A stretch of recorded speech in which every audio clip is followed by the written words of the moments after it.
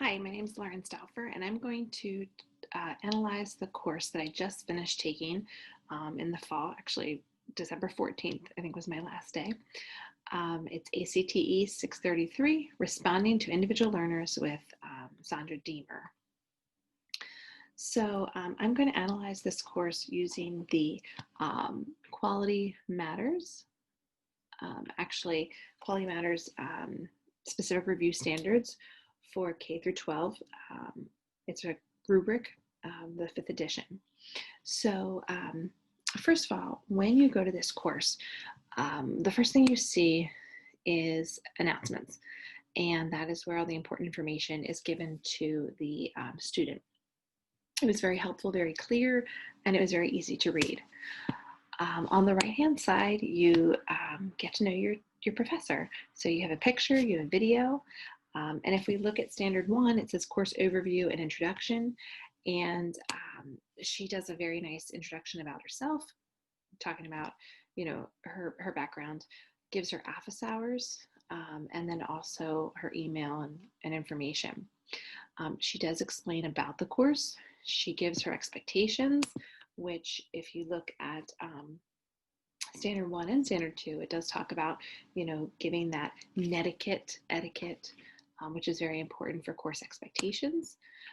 So she does do that. You can see, all the important things related to the course and the expectations that she has. With discussion posts, she has a participation rubric as well. Getting to know us as the student in as far as relationships with the professor and the student and knowing who they are and having good rapport. She does have us complete an info sheet so that she can get to know us better, which I thought that was a nice thing. I don't always see that in grad courses, especially online. So that was nice to have, a nice feature. If I go back into those table of contents, which, by the way, you'll see all the table of contents, the modules, everything will be listed on the left-hand side over here. So I said she goes over course expectations. She also has her syllabus, and in that syllabus, you will find the learning objectives, the competencies. So Standard 2 talks about how her learning objectives and competencies are listed. They're clearly understood. They're good descriptions. And as you can see, if I scroll down through the syllabus, here's what you're going to know after this course. She does go into her professional behavior statement and what it means to be a grad student and an online grad student. She has, all of these statements as well on here.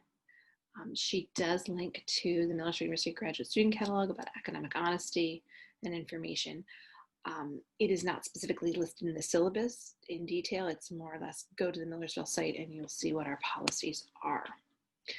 And then she has all her expectations, late work.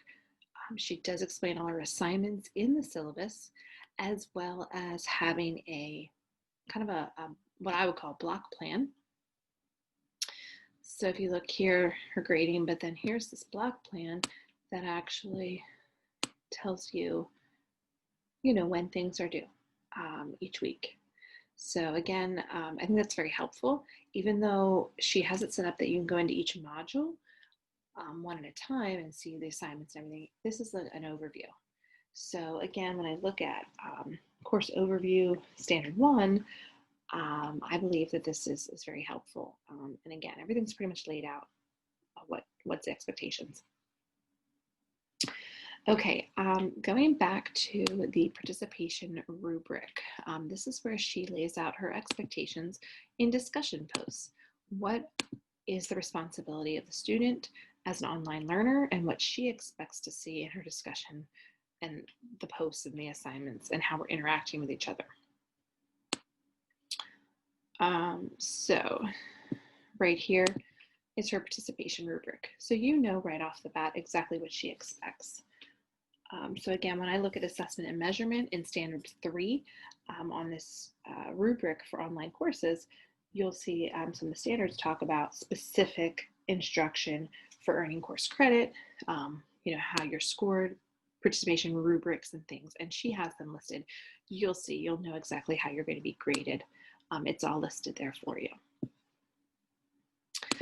Heading back to the table of contents, as you can see, I tend to use that a lot. Again, course schedule, course area introductions, and then syllabus. She goes through all the assignments. So again, this is nice because you can see exactly what assignments are due and what are the expectations, what are the requirements, what will you learn from them. So again, everything is clearly laid out. So I would say definitely for this course, the Standard 1 course overview and introduction, learning objectives, competencies are all listed. And there is no question, you can see them all listed there. The next thing I'm going to do is take you into one of the modules. Each week is set up as a module. So I'm going to take you into this week 2 using developmental theory. And again, it tells you 100% one-on-one topics completed. It does not have a checklist. Oliver has a checklist in his class, which I just love. I'm a person who likes to-do lists, and I can check off exactly what I did and what I need to do. This did not have this. It just had this one-on-one topics complete. I kind of like the feeling of going in and checking off exactly what I did so I know what I need to do. It's also helpful for the student to review and to kind of reflect on, oh, here's what I have to do. I didn't miss anything.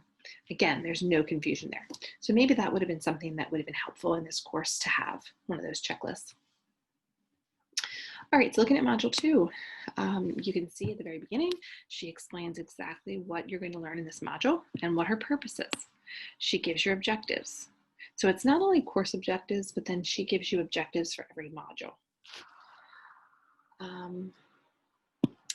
Going down to the instructional materials. So if I look at instructional materials standard 4, it talks about how they need to be integrated within the context of the lesson.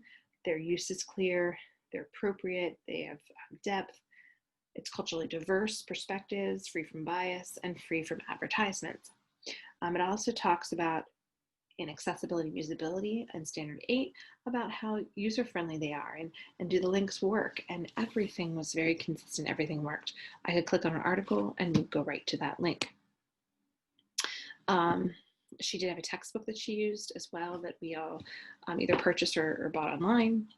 And then multimedia presentations. And this was very helpful because these were all embedded.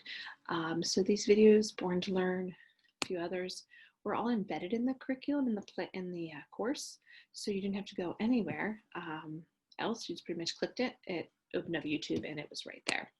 So again, that was very, very helpful. And I liked being able to see the picture of the video and kind of know what I was getting into, before I clicked on it. The discussion board posting, again, every week she had her discussion board. We sometimes had projects to do, but again, we would always post them so others could see and give feedback and comment on. We always respond to 2 different students. So that was something we could do in order to kind of get to know other students, but also get other feedback and other expertise in other areas and help. The one thing that I would say that I would like, and this was standard 5 learning activities and learner interaction, I felt like our only interaction really was discussion posts and reflecting and talking about each other's. I feel like, and maybe it's because this is what I would like in my own teaching, but I would like to see more group work. And how do you do group work in an online environment? How does that work with breakout groups and things? There was never a group project or a partnered project. And I'm not saying that's easy to do, especially when it's asynchronous, but that is something that I'm looking for learning for my own self. So as you can see, then there's the overview of the activities, but not a checklist, but it's an overview, which was helpful. And then you could click and see, where you went for your discussion post and so forth. For the projects, you would click on the project, and then as you can see, when we look at instructional materials and learning activities, you were to create an essay or presentation here. All right. I want to take you into, I guess I want to take you into one of these papers here. Actually, I'll go this way. So if I go into the gradebook, again, when we're looking at assessment and measurement, you're going to see here that she has the grades here all listed. She has audio files for her grades and for her comments, and I thought that was very helpful. I think that would also help students maybe that have hearing issues or have students with special needs, that hearing it and seeing it is helpful. With the hearing part, when you hear it, you can see and feel her excitement, or if she had concerns. Like, it was really good to kind of hear her voice. So I appreciated the audio files for her comments. Then if we click here, you can go to turn it in. So this professor used turn it in for not only grading, but also for checking for plagiarism. And what I liked about this, again, you could see all their comments, audio files for comments, but also you could get a feel for exactly where and what she was looking for. So again, this was really helpful. I believe I also could, write my own comments. The rubric is also right there, so you can view your rubric, which again was really helpful. So definitely when I look at assessment and measurement, those were things that I felt like completing the course, I felt like I feel like she definitely reflected on those and met those goals. The assessments were also all project-based, or like writing a paper, applying it to our classroom. So that was also something that I felt fits that whole idea upon application synthesis, applying it to your everyday life. So definitely worthwhile. She did not have assessments as far as tests or quizzes, which I'm happy for. So if that was something that that professor was looking for, that would be also listed, with the grading and so forth here. When I look at the technology, she did have a variety of technology choices. So we had a lot of choice in our projects, which again was helpful. We could sometimes do an essay, you could do a multimedia presentation, it didn't always have to be just writing a post. Like sometimes you could do a video. Another link that she had here was one of the assignments she required us to have a primary research peer-reviewed article. And so she had a link there to help you to understand what a primary peer-reviewed article was. And again, I had no trouble going right to the link, and it was very helpful. I did use that when I was taking the class. So she had links, they all worked, and they were all very easy to follow. So I think for standard 8, accessibility and usability, it was logical, consistent, everything made sense. And it seemed like there were no ads and no issues when trying to do that. As far as students that may have been taking the course that needed accessibility needs, I'm not exactly sure, since I wasn't in that situation, but it seemed like everything was here. She definitely had all kinds of ways to communicate and to get help, and the university link pages were also very helpful. I know I used those, if I had an issue, if I needed to find out how to embed this video, I could always look. So again, very, very thorough course. I felt like all the expectations were there, and I felt like it was something that was, worthwhile. I did learn a lot as well. Again, as I just was mentioning, the only things that I really thought I couldn't speak too much about the special needs, how that was. I felt like the text was informational. I felt like it was not too difficult. But again, that may be different if I ask someone else in the class. As far as checklists, I like the checklist idea. I think that was helpful for me to personally go in and check off things that I've done. So maybe that would have been helpful in the course. And then also just having more group work. so that I could really interact with more students, because I've been in, this is my third class in the online teaching endorsement program, and I know some of the students, but I don't really know them very well.